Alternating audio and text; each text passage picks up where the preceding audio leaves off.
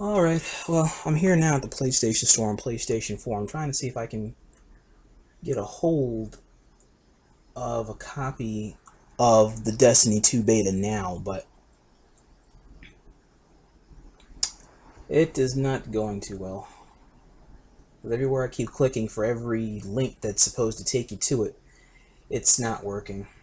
And so I may have to just wait, or it's just going to have to pass me by. Alright, so let's head up here to what's hot. Destiny 2 beta, right here.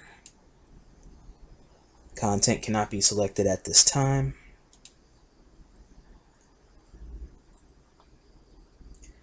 And I'm going to try and click another link.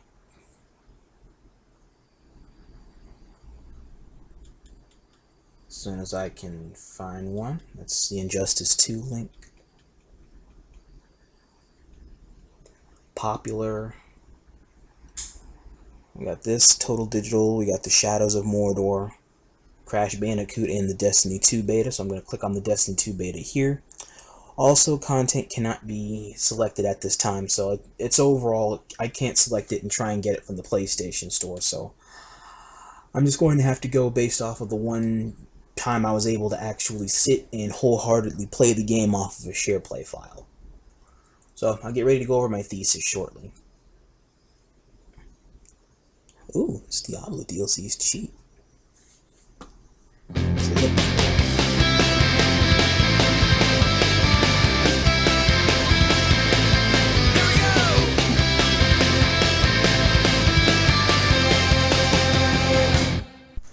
My synopsis here for Destiny 2, the beta, is going to go over just a few of the pros and the cons I noticed so far about the general totality of the gameplay that I've experienced thus far, and about the hour, 2 hours I was able to play it off of a friend's share play. Like I originally stated in a preceding documentation involving Destiny or any concerns of Destiny, is that I wasn't going to buy or make any effort in order to buy the beta. I was going to wait for a friend to offer the suggestion or the opportunity in playing the beta from them or through them. That way I can get a general feel of the gameplay and have a fairly decent amount of input for my own justifications for why I like this or why I don't like that. I did make the effort more so in order to get the beta that they had available at the PlayStation Store, but it was only for a limited amount of time that I was able to get anything going for it. And I still didn't end up getting it in the end. According to European Times or Eurogamer.net, however the hell they want to call themselves, they did open the beta for a little bit longer. The open beta would be available until 1 a.m. Wednesday, July the 26th, or today, which is 6 p.m. Pacific time, which was Tuesday the 25th, yesterday. I stayed up between Monday, Tuesday, and today, Wednesday, the 24th, the 25th, and the 26th, respectively, in order to try and have this come into my files. That way I can click on it to start it or begin it. I tried spacing this out between intervals of about an hour or 2 hours, reloading my system and reloading back on. I did this while I was offline, or I appeared offline, that way people wouldn't start bugging me or annoying me about what I'm doing up at 2, 3, 4 o'clock in the morning trying to figure this out. But again, this is trivial matters. And in the end, at the end of the day, it didn't even download all the same, which still heavily pissed me off. But I'm not surprised if it was a heavily clicked item, because a whole bunch of people that do enjoy playing Destiny for what it's worth would go through the trouble of trying to get the beta for free when they did unlock it at PlayStation Store, or just have access to the beta from the pre-order of the whole Destiny 2 bundle mumbo jumbo at GameStops and EB Games and participating video game realtor stores.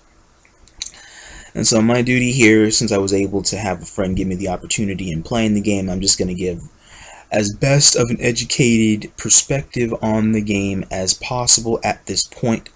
So if you agree or disagree, that's fine. It is of no relevant concern to me. For those that believe that I should have still pre-ordered Destiny 2 in my own right, that way I could play the beta for as long as I want, I still believe strongly that that is incorrect, and it is a complete piss away and waste of money to pay for something completely given to you that is not the complete and final product of the video game. Remember, you guys are all enjoying Destiny 2 now, but remember, once upon a time I wanted you to pay for the beta so that way you can get the game. And if you hated the beta, then you get stuck with the game, and you can't take that back, especially if it's a digital download bullshit, like I'm pretty sure they were hoping for you to go to, since they keep pushing it at the PlayStation Store, or have been kept constantly pushing it. For those whom have gone out and bought the whole game, reserved it, and are sitting at the beta now, doing what it is they do between the co-op missions or competitive gameplay, hey, I wish the best to you. Try to enjoy the game as best as you are able, and find some type of agreeable financial satisfaction between a steady investment in the gameplay further and a satisfaction in enjoying the game itself and what's presented now. And where I'm going to first start is how they broke down the general outline of activities that you can do in the Destiny 2 beta. You have limited access to a lot of the features that are there, but for the most part they're still moderately engaging, because you can delve into campaign, crucible, and strike activities. The only main campaign mission you have active at the moment is called Homecoming, and it's open to all of the beta 2 participants. Doing the strikes with Fireteam and Crucible Fireteam or solo, those all require to have PlayStation Plus, Xbox Live, Gold membership subscriptions for access. The whole shebang, like what it is we've been having in order to be online for PlayStation 4 in the beginning. It's just they want to try and add more bells and whistles to it, I'm guessing.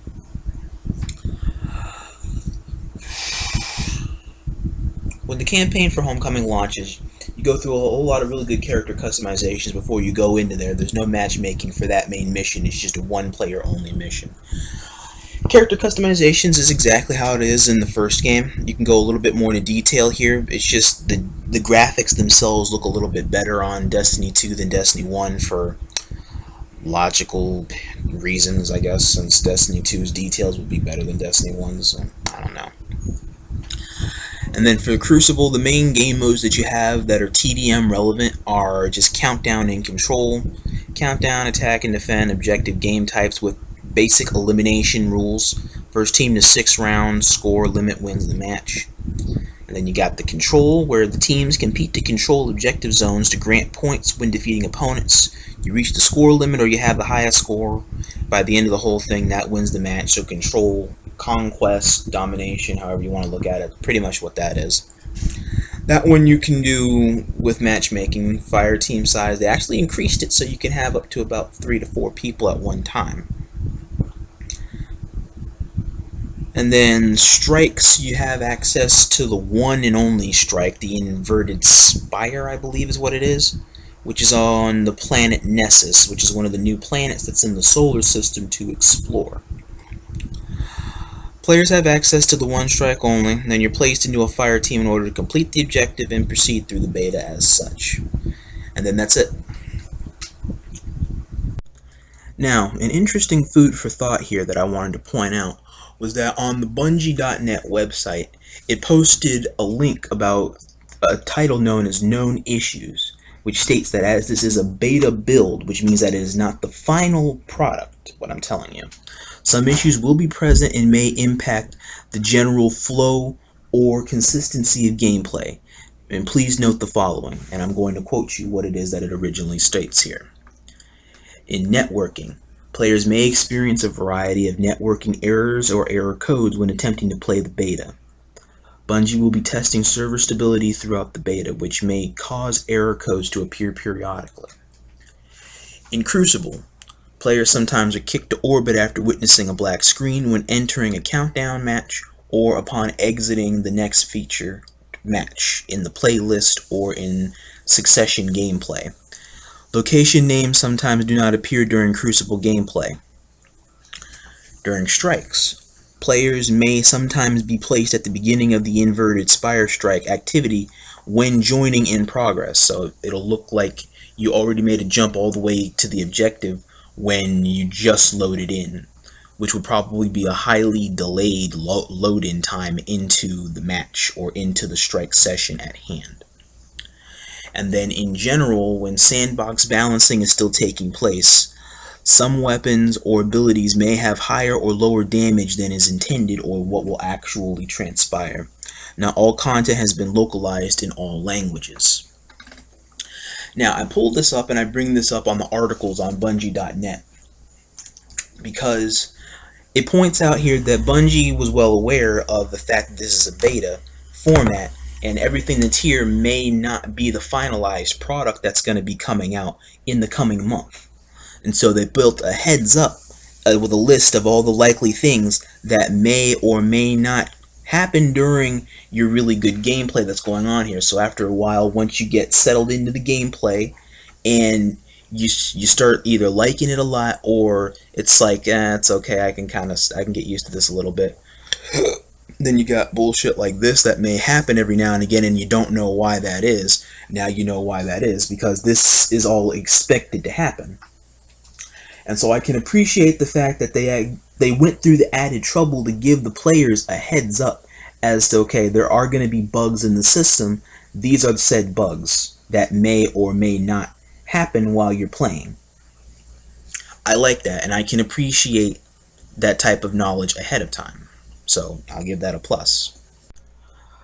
Oh, next I'm going to take a look at is actually the worlds that they introduced in Destiny 2, aside from just being back on Earth.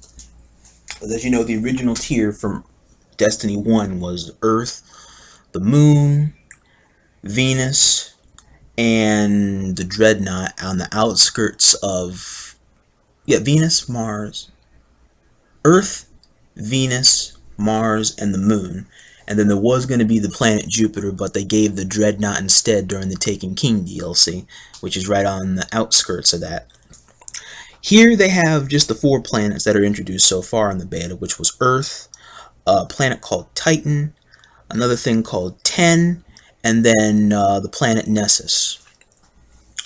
And so for these 4 in the solar system, while you're going across with the story outline against these Red Legion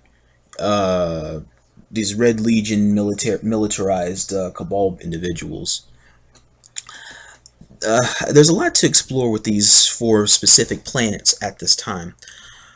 I can see probably 2 other planets coming into alignment in this. They have 4 right now. I can see 2 others probably coming into this in later installment or future installment or even in the finalized product for all I know.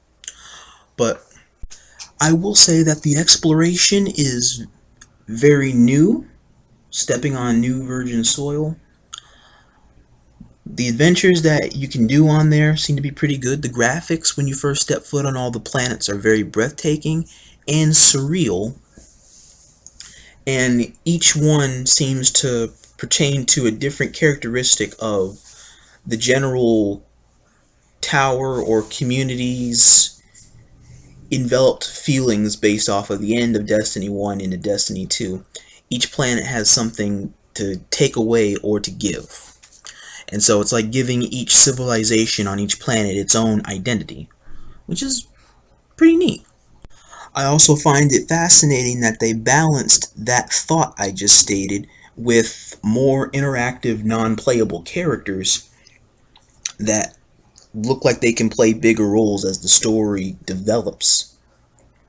And past non-playable characters they've made more interactive and a little bit more sociable and relatable, which again I can see as a potential plus side. Something's telling me that it should be a negative, but I'm gonna keep it as a positive at this time.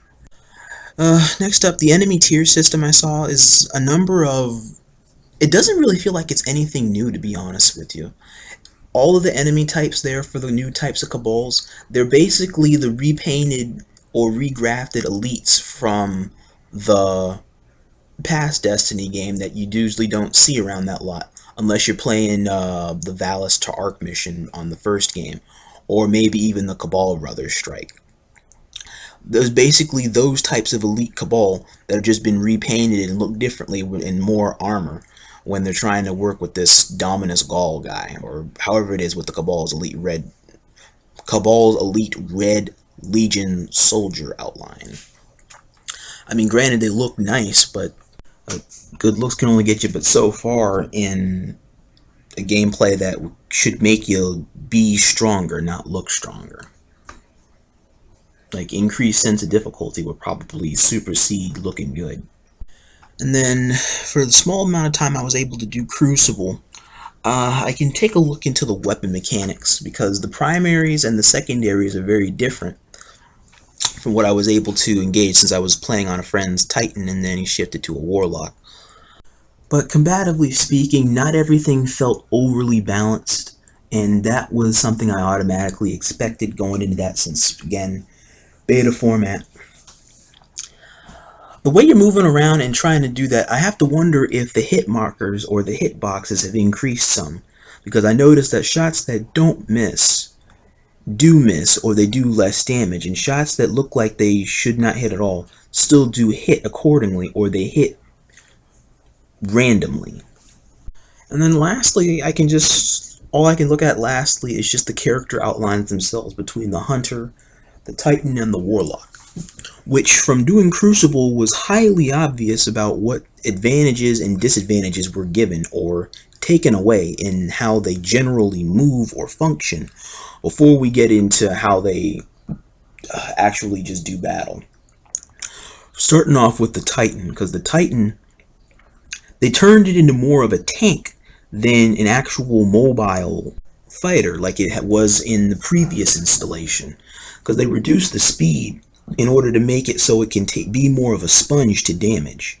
That wasn't the best move to do, because it makes Titan play a heck of a lot harder, which, yes, I can see the challenge in that, but also over time it's going to make it a lot more stupider, because you put more hitboxes on Titans than need be. And then with the excess use of the Striker Titan's outline, when you can do a multi-strike, which I guess is the Titan's variation of the quiver technique that the Hunters could formerly do off the Shadow Shot archery in the first Destiny game. It's supposed to make up for it, where it honestly doesn't make up for it, because you're talking about a small 2, 3, maybe even 5-second burst of infinite type of power over, again, the loss of speed. It still makes you a sit and duck the second you finish, or the second you plant your feet, you automatically get shot and you're dead. That wasn't the case in the first game. In the first game, the Striker Titan could easily come right in, clear a whole team by itself, keep running. And you could work the paradigm out in order to increase speed over defense, because if it's going to be it could be a walk-in tank anyway, it can be a glass cannon. Here, that's not the case. It's just a piece of glass, period. Or a glass tank, as it were. The Warlock's general mobility feels like it's balanced some in terms of the rate of attack and the rate of movement, but something tells me that they increased the range for the Warlock's melee, because it was already BS with the amount of range you could get off of that, and then combine it with a shotgun for a distance multi-kill, or for a distance one-shot. And something tells me that they increased it further, or they increased it by another inch. I don't know, it might just be my speculation. The Warlock's grenades, I like them more. They do more of a splash damage when you go to shoot them. The charge rate seems like it goes at a pretty steady pace at itself, like you would if you're using Sunsinger on the lowest setting without the insta grenade use each second.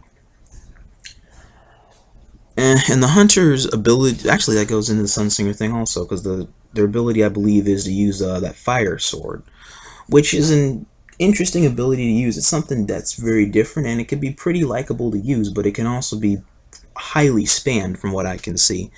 Because if you take to the air, or if you're on a perched or ascended area, you could easily look down upon your enemies, and you could take a good deal of them out instantly. I mean, it's a good outline to use in something like an Infernal match, where everything is just basically super base or spam friendly. But I can't see that working too well, or being an agreed mechanic in later times of Destiny 2. And as for the Hunter, I can't say a whole lot about it because I didn't get a chance to play for the Hunter for that long, so I can't go into too much in-depth analysis on the character class.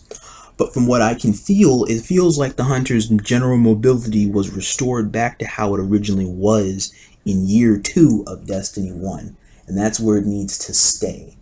Because the nerf that they had at the end of Year 3 with the whole Age of Triumph bullshit, that just killed it for me and really wanted to try and play competitively as a Hunter when everything is logically working against me to try to do my best. I can't do anything with a Hunter, which is why they kept promoting using the other classes over using the Hunter at that time. If it stays balanced here, then I could see myself probably taking up gunslinging one more time. But time will tell.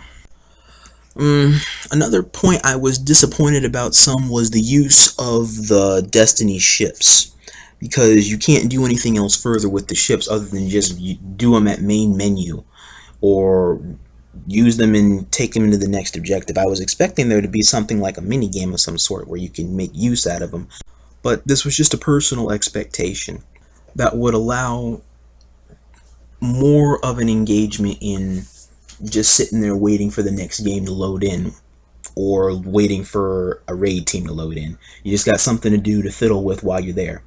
Kind of like how you load in the screens like on a Dragon Ball game or a Dragon Ball Z fighting game or something, and you can do a little mini game while you're loading in. Or something like the gummy ships in Kingdom Hearts where you do a mini game when you're going from world to world or when you're traveling along the line in order to go to the next planet. Something like that, but again, this was just a personal expectation, so I wasn't expecting it to be taken seriously. And I'm not disappointed about it. So, in summarization, I will say this. Taken on as the whole, I will say that the Destiny 2 beta seems like it's a decent success for another beta that's here for Destiny, just like the first Destiny beta was. I wish I had more time to play it myself, but it was my loss, and that's okay. I was able to give a fairly adequately revised thesis about my personal experience and my perspective in the gameplay.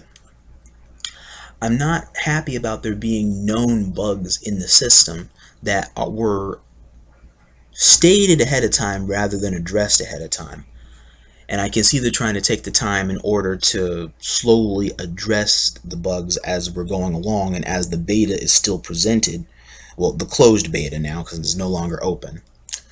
As they keep trying to work on the closed beta up until the day of or the day before launch of the actual product Destiny 2 in stores. Now, when they go to actually release the final product, I'm curious to see exactly what the gives and takes were that will be known to the public later rather than sooner. And for my own personal input into this whole Destiny 2 hype, I'm going to state that I feel that the Destiny community is overlooking on purpose a number of the pros and the cons, because from where I'm standing here, there's a number of cons and disadvantages and defaults to this game that outweigh what's good about this game. There's more bad about this game than what's good about this game, even though what's bad about the game is understandably so, and it was explained ahead of time why all these things are there. But I think that the Destiny community is being oblivious or selectively oblivious to a number of these facts and reasons out of loving the game, I think, too much. And it's understandable to be for the community or be for the game, be for the franchise, but you also got to keep in mind, not hold it over their head, but keep in mind where the community first came from, and then to a point how cancerous it became, and then now you have a point here to start over. So why not start over your thinking also? And by that I mean, think about when you hear people bashing on this game, or that have been bashing on Destiny all these years, and why it sucks shit. or why this is bad, or why that's bad. Take into consideration how it is they feel about the game. Because remember, once upon a time, we all loved this game, and to some extent, we all still do love this game.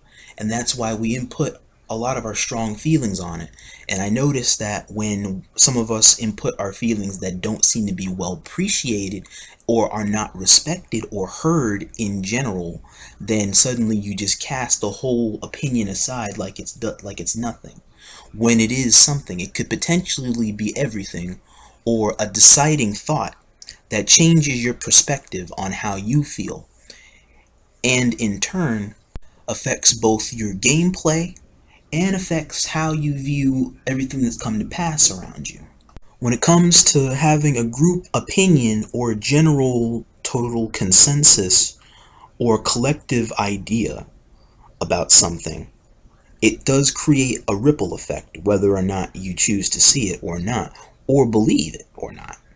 And so when coming into a new experience like this, not everybody will like it or hate it. But if you hear negative comments that come back about it, think about why that is. Don't just automatically assume it to be something negative. Oh, he doesn't know what he's talking about. He's trash. Just don't even listen to what he's saying. He's just stupid. No, think about it for a sec. I mean, if he still says the game is stupid or believes it to be stupid, then why is he still playing the game? There is a reason why this is so, and it's a justifiable reason if you choose to pay attention to it or not. I only merely state this as food for thought that does need to be brought to light. That way it can continue to spread positive thinking and understanding how feedback works in different ways. And as we become more engrossed in selfish gameplay or selfish thoughts, thinking that what it is we're saying is right and only what we think is right and only other people that agree with us are right, that's where we're wrong. And that's what I want you to try and think about when you take away from my thesis here today. Me personally, with the pros and the cons as they are, with the cons being outweighed of the two, I don't see myself personally getting this game anytime soon. I will stick to the share play options that occasionally may come up during my tenure on PlayStation 4 when I have the time to be online. But I don't see myself dropping $70, $80 in order to go right into the beta myself, because there's not a whole lot about the beta that I really like other than potentially doing strikes. I would originally say Crucible, but Crucible has yet to be cleaned up a little bit better than what it is now, because it's very laggy at times and everything just doesn't seem balanced in gameplay. And so I can't say that I like Crucible at this time. So, from what I've collected about Destiny 2's beta so far, this is where I've arrived at. And so, whether or not you guys can arrive at this stop with me, or keep on trucking to the next stop and listen to another person's perspective, that's fine. By all means, you can leave a like and a comment in the section below, considering how you feel about my input on Destiny 2, having now heard it, or how you feel about Destiny 2's beta, having now played it yourself. This is Rodimus Prime signing off. Y'all take care.